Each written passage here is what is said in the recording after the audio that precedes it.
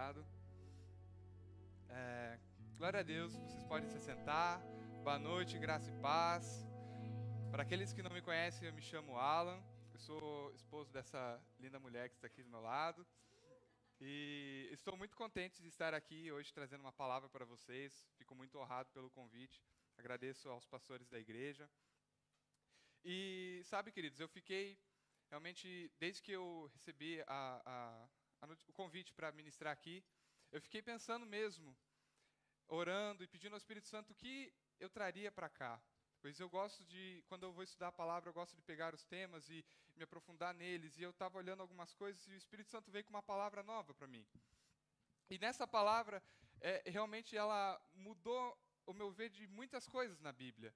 Ela abriu meus olhos para coisas que eu não tinha percebido. E isso é a respeito do caráter de Deus. A respeito de quem Deus é. A respeito de como ele agia na Bíblia, como ele agia no Velho Testamento, como ele age agora conosco. E eu estava a perceber porque a minha vida inteira eu sempre fui da igreja, tenho 25 anos, então 20 e tantos anos eu fui da igreja e não conhecia realmente o caráter do nosso Deus. E isso era culpa minha. Não estou aqui criticando qualquer dominação, qualquer coisa, mas era culpa minha. Porque a responsabilidade de conhecer a palavra é nossa. A responsabilidade de conhecer a Bíblia é nossa. Então eu percebi que eu, como muitas pessoas, deixava de lado isso e acabava por não conhecer o caráter do nosso Pai e atribuía a Ele coisas que não foram obras dele.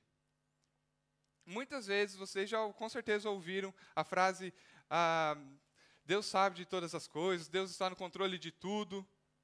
Quando as pessoas estão passando por uma situação difícil, por uma doença, como se Deus tivesse colocado aquilo para ensinar algo para aquela pessoa, como se Deus tivesse posto uma enfermidade em alguém para evangelizar dentro do hospital.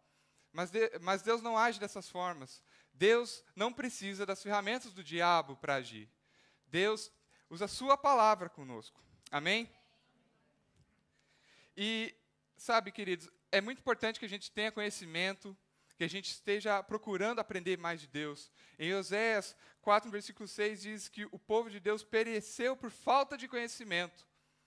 Pela falta de conhecimento. Não era Deus castigando, não era Deus agindo com a mão pesada de Deus, a justiça de Deus, mas era a falta de conhecimento que fez o povo perecer. Mas nós não somos assim, amém? Eu declaro, cada vez mais nós crescendo em conhecimento da palavra, cada vez mais nós enchendo do Espírito, e o Espírito Santo falando aos nossos corações. E se nós não temos conhecimento da palavra, não temos conhecimento de quem é Deus, de quem nós somos, de como Deus age, as nossas orações podem não ser atendidas, porque a gente vai orar contrário à palavra. E Deus responde à palavra. Quando a palavra é declarada com fé, Deus responde. Mas agora, se a gente orar contrário à palavra de Deus, contra aquilo que é os princípios de Deus, a gente não vai ter resposta. Porque Deus responde à palavra. E nós temos que ter cuidado, irmãos, porque a gente acaba absorvendo tudo aquilo que é dito no popular, tudo aquilo que é falado em texto fora de contexto, e a gente absorve, e a gente passa a vida inteira ouvindo frases como eu disse antes, que Deus está no controle de tudo, que Deus sabe todas as coisas. Ele sabe de todas as coisas, amém?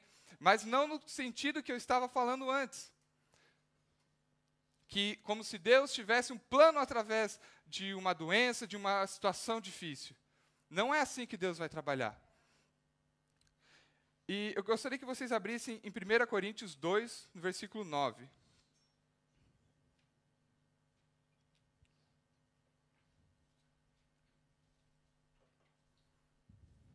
1 Coríntios, capítulo 2, verso 9. Amém? Glória a Deus. Diz assim: mas, como está escrito, as coisas que o olho não viu e o ouvido não ouviu e não subiram ao coração do homem são as coisas que Deus preparou para os que o amam. Eu já ouvi esse texto só até aí. Muitas vezes sendo usado na forma de que a pessoa está passando por aquela situação, passando por um momento difícil, como se fosse o plano de Deus. Como se a gente não tivesse conhecimento do plano de Deus, a gente não tem como conhecer porque olhos não viram e nem ouvidos ouviram os planos de Deus. Então, eu já ouvi muita gente usando esse versículo, parando até aí, para explicar uma situação, para explicar que, colocando nesse sentido que os planos de Deus são desconhecidos para nós. Mas sabe, a gente tem que ler, não pode isolar um versículo da Bíblia para tirar um contexto. A gente tem que ler todo o contexto, ler o capítulo, entender quem que era o povo que estava sendo escrito. A gente tem que estudar a Bíblia como um todo, não tirar versículos isolados e criar doutrina sobre isso. E se as pessoas pegassem e lessem o próximo versículo, vejam só, não precisa ir para outro livro, não precisa virar a página, é ir para o próximo versículo, vai mostrar que aquilo que estava sendo falado já não valia mais. Porque Paulo estava dizendo sobre o Velho Testamento. Ele estava citando Isaías 64.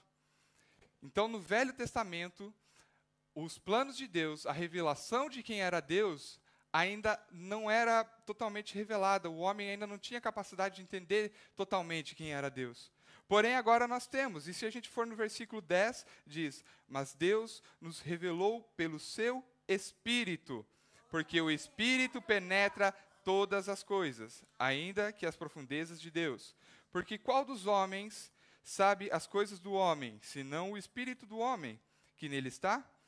Assim também ninguém sabe as coisas de Deus, senão o Espírito de Deus.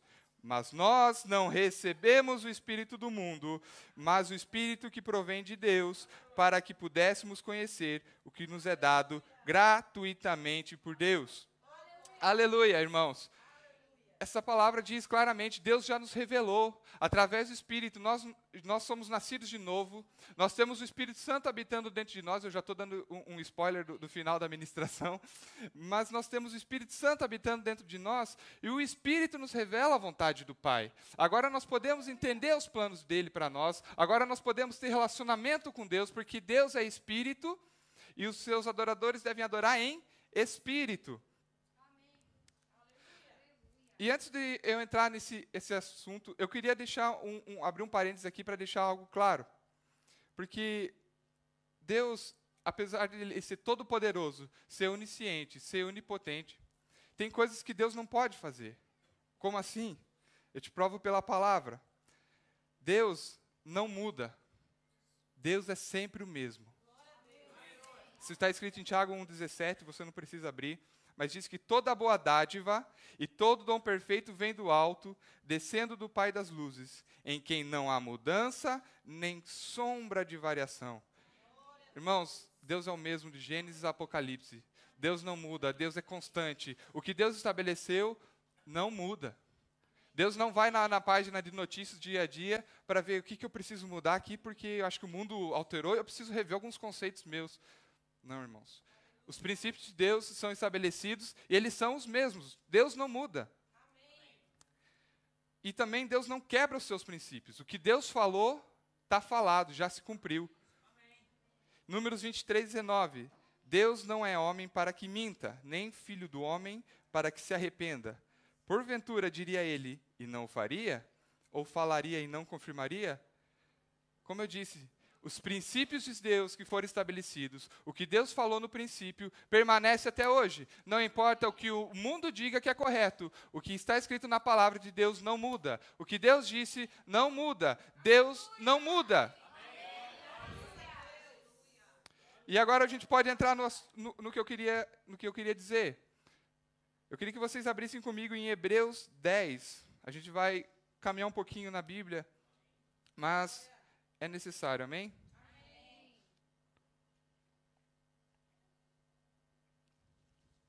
Hebreus, capítulo 10, versículo 1. Amém? Todos acharam?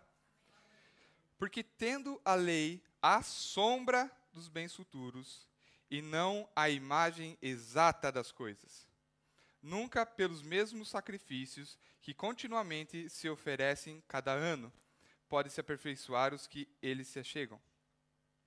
Irmãos, esse versículo aqui nos mostra que a lei dada a Moisés, apesar de ser perfeita, ela não veio para revelar quem era Deus. A lei, ela veio para revelar quem nós éramos, quem o homem era sem Deus. Qual era a situação do homem. E ali diz que a lei era a sombra dos bens vindouros. Era apenas Você não pode me conhecer se você olhar minha sombra. Você não pode saber que sou eu. E é a mesma coisa no Velho Testamento. A lei era uma sombra, eles não tinham uma revelação completa, os profetas não tinham uma revelação completa de quem era Deus, quais eram os planos de Deus. Pois não era a imagem exata. E por que isso acontece? Porque, como nós lemos antes, Deus é Espírito e Ele nos revela as coisas pelo Espírito. Logo, se nós estamos mortos espiritualmente, não tem como Deus nos revelar. E a palavra diz em Romanos 5, 12, que pelo intermédio de Adão, o pecado veio ao mundo e todos nós estávamos mortos espiritualmente. Logo, se nós estamos mortos espiritualmente, nós não temos mais acesso ao Pai, nós não temos mais comunhão com Deus. Então, o que os profetas recebiam de Deus, faltava algo. Por mais que eles eram inspirados por Deus, não era completo, faltava alguma coisa. E sabe, queridos, eu faço uma analogia, por exemplo, com uma antena parabólica. No Brasil, eu não sei se aqui tem muito, mas no Brasil tem algumas operadoras de televisão que usam TV a satélite. E quando você está assistindo a TV a satélite, se o sinal vem do satélite, na antena, ele é lido pelo receptor e é transformado em imagem e som para você assistir. Porém, quando está chovendo, normalmente é quando você se programou para assistir aquele programa, vai chover e você não vai conseguir assistir, é sempre assim. E quando está chovendo, o que acontece? Por causa da chuva na antena, você não, o sinal ele se dispersa e não vai para o ponto convergente. Então, o sinal ele vem, a imagem vem fragmentada, ela não vem completa. O sinal está vindo perfeito. O sinal do satélite está vindo corretamente, mas o receptor está errado. O receptor tem algo errado. E era assim no Velho Testamento. Deus falava, Deus era perfeito, Deus não mudou, mas nós estávamos em outra situação. Nós, por causa da nossa carnalidade, isso eu estou falando antes de Jesus, por causa da carnalidade, não conseguíamos compreender qual que era o plano de Deus. Não conseguíamos entender o todo. Mas então, Deus precisava se revelar ao homem, porque Deus era espírito, e o homem estava morto espiritualmente, estava separado de Deus. Então Deus precisava se revelar ao homem. Mas como ele faria isso? Ele precisava descer até o nível do homem. Ele precisava vir até o nível do homem. E eu glorifico a Deus, porque Ele nos amou tanto, porque Ele fez isso por puro amor, queridos. Por amor. Deus não precisava. Deus continua sendo Deus, independente de... Mas nós precisamos dEle, porque sem Ele nós não somos nada. Por isso eu me alegro, essa palavra mudou a minha vida, quando eu realmente tive contato com ela, alguns 2 anos atrás. Isso mudou realmente a minha percepção do sacrifício de Jesus. Isso mudou a minha percepção de Jesus aqui na terra. Eu queria que vocês abrissem alguns capítulos antes de Hebreus 10, no capítulo 1 de Hebreus.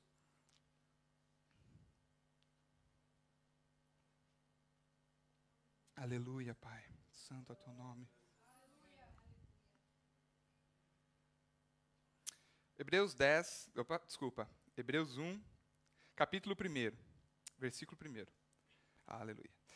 Havendo Deus antigamente falado muitas vezes e de várias maneiras aos pais pelos profetas, a nós falou-nos nesses últimos dias pelo Filho, a quem constituiu herdeiro de tudo, por quem fez também o mundo, o qual, sendo resplendor da sua glória e expressa imagem da sua pessoa, e sustentando todas as coisas pela palavra do seu poder, havendo feito por si mesmo a purificação dos nossos pecados, assentou-se à destra da majestade nas alturas. Nós lemos em Hebreus 10 que a lei era a sombra e não era a imagem exata. Mas sabe quem é a imagem exata do nosso Deus? O Filho. Jesus Cristo é a imagem exata de Deus. Jesus Cristo é Deus se revelando aos homens. Já que o homem não conseguia chegar a Deus, Deus vem até o homem para mostrar quem Ele é, para mostrar o seu caráter. Através da vida de Jesus. Jesus é Deus provando que o seu poder podia estar em carne humana.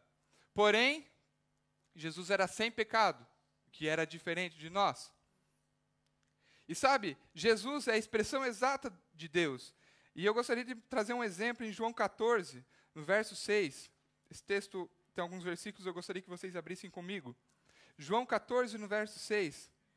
Nós vamos entender que realmente Jesus veio para a terra para fazer o que o Pai fazia. Ele veio nos mostrar quem era Deus, qual era o caráter de Deus. E João capítulo 14, no verso 6 diz: Disse-lhe Jesus: Eu sou o caminho e a verdade e a vida. Ninguém vem ao Pai senão por mim. Se vós me conheceis a mim, também conhecereis meu Pai. E já desde agora conheceis e tendes visto. Disse-lhe Felipe: Senhor, mostra-nos o Pai, o que nos basta. Jesus disse-lhe: Estou há tanto tempo convosco, e não me tendes conhecido, Felipe? Quem vê a mim, vê ao Pai. E como dizes tu, mostra-nos o Pai? Não crês tu que eu estou no Pai, e que o Pai está em mim? As palavras que eu vos digo, não digo de mim, não digo de mim mesmo, mas o Pai que está em mim é quem faz as obras. Deus operava através da vida de Jesus. Jesus e Deus são uns, então o que Jesus fazia era o que ele viu o Pai fazer, era o que ele viu Deus fazer. Ele não fazia nada contrário à palavra de Deus, não fazia nada que Deus não faria. Então, por exemplo, quando o leproso pede para Jesus: se você quiser, pode bem me limpar.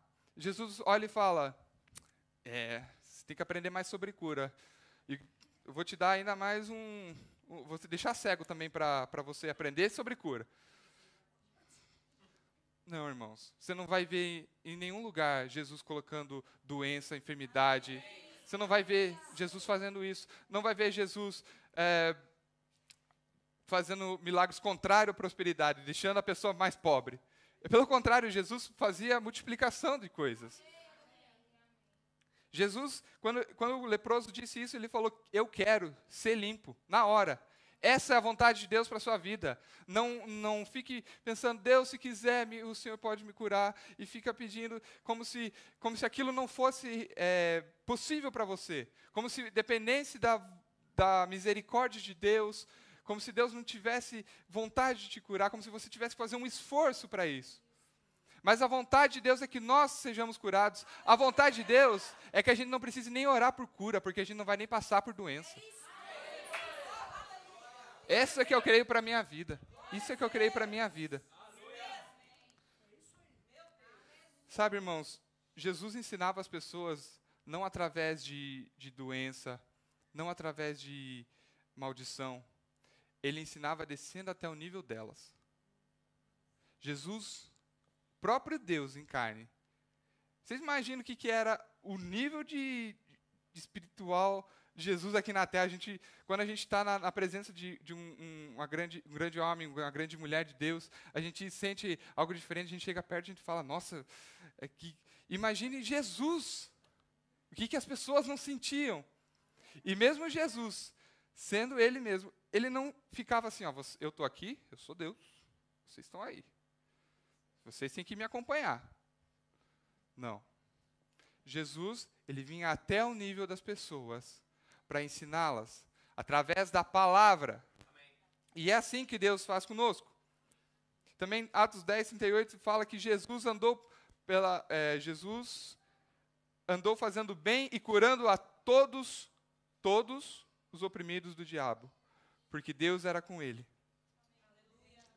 Imagine, se Deus, que não muda, põe doença, por que a gente vai orar por cura? Se Deus está fazendo você passar por uma situação difícil, porque é a vontade dele que você alcance vidas, qual que é a lógica de a gente pedir por cura? Se a gente está pedindo para a gente realizar a vontade dele? Mas Deus não está nesse negócio de nos ensinar através de doença, de enfermidade. Deus ensina através da sua palavra. A gente tem o Espírito Santo dentro de nós. E quando a gente está lendo a palavra, quando a gente está ouvindo uma ministração, quando a gente está focado em conhecer a Deus, o Espírito Santo vai agindo dentro de nós e aquela palavra, ela vem, ela salta aos nossos olhos e você percebe coisas que você nunca viu. E aquilo se torna realidade na nossa vida. E é assim que Deus trabalha. Às vezes você tem uma decisão para fazer e tem uma nota dentro de você que não deve ser feito, não deve ir por ali. E aquilo fica ali dentro de você, não vai. E aí você está querendo teimar. Ah, não, mas eu vou. Aí vem um profeta, se levanta e fala para você, não vai por aí, Deus está falando, não sei o quê. Mas através da palavra. Aí as pessoas vão, não, isso aí é da vontade de Deus, sim, eu vou. Aí dá errado, aí a culpa é de Deus. É Deus que está castigando, é Deus que está fazendo... Irmãos, Deus, Ele está nos orientando, mas quem toma as decisões da nossa vida somos nós. Eu e você. Se Deus estivesse no controle de tudo, se a vontade de Deus fosse feita, não importa a opinião nossa, Adão não teria pecado. O povo não teria ficado 40 anos no deserto. Jonas não precisava ter sido expulso do barco e ser engolido por um peixe. Deus tem a vontade perfeita para nós, mas requer que a gente esteja alinhado com a sua palavra para que ela se cumpra. Amém?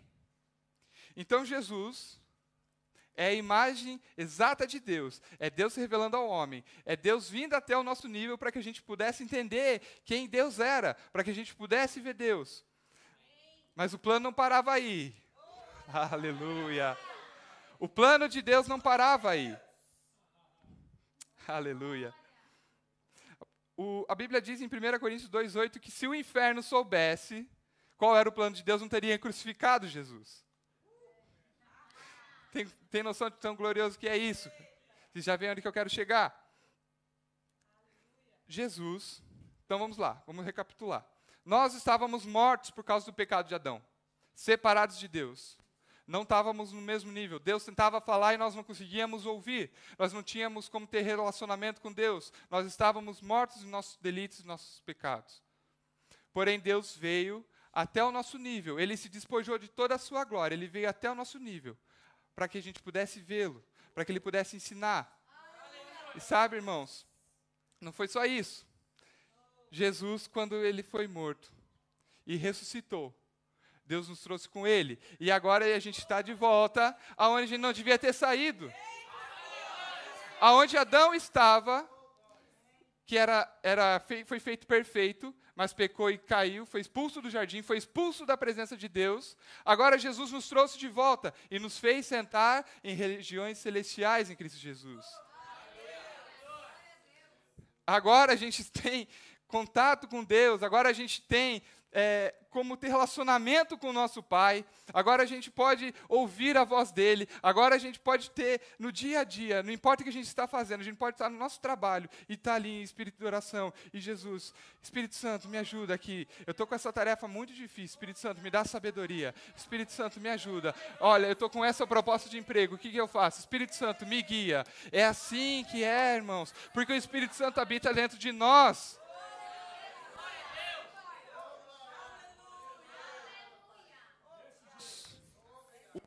Aleluia. O ofício do profeta é maravilhoso, irmãos. É muito bom. Mas o Espírito Santo fala através de nós. Normalmente, quando um profeta vem falar algo para nós, aquilo a gente fala, mas era isso. Eu já tinha pensado nisso. Normalmente vem para confirmar algo que já estava dentro de nós. Normalmente não, vou refazer. Sempre vem para confirmar algo que já estava dentro de nós, porque primeiro o Espírito Santo fala conosco. Mas muitas vezes as vozes externas, o barulho que a gente deixa entrar, atrapalha e a gente não consegue ouvir a voz de Deus. Eu gostaria de chamar o Ministério de Música. Então, agora eu gostaria que a gente voltasse lá para onde a gente começou a ler. 1 Coríntios 2, no verso 9. Sabendo agora que nosso espírito foi revivificado, que o Espírito Santo de Deus habita dentro de nós, que Jesus se revelou aos homens e nos trouxe de volta para onde nós estávamos. Agora nós vamos ler 1 Coríntios 2, 9. Mas, como está escrito, as coisas que o olho não viu e o ouvido não ouviu, não subiram ao coração do homem, são as que Deus preparou para os que o amam. Isso foi no Velho Testamento. Quando Isaías, por mais que ele foi inspirado por Deus para dizer, ele não tinha revelação total, ele não podia ver. Mas nós podemos, nós temos o Espírito de Deus dentro de nós. Vamos lá, no versículo 10 diz, mas Deus nos revelou pelo seu Espírito, porque o Espírito penetra todas as coisas, ainda as profundezas de Deus. No versículo 12, mas nós não recebemos o Espírito do mundo, mas o Espírito que provém de Deus, para que pudéssemos conhecer o que nos é dado gratuitamente por Deus. Aleluia, irmãos.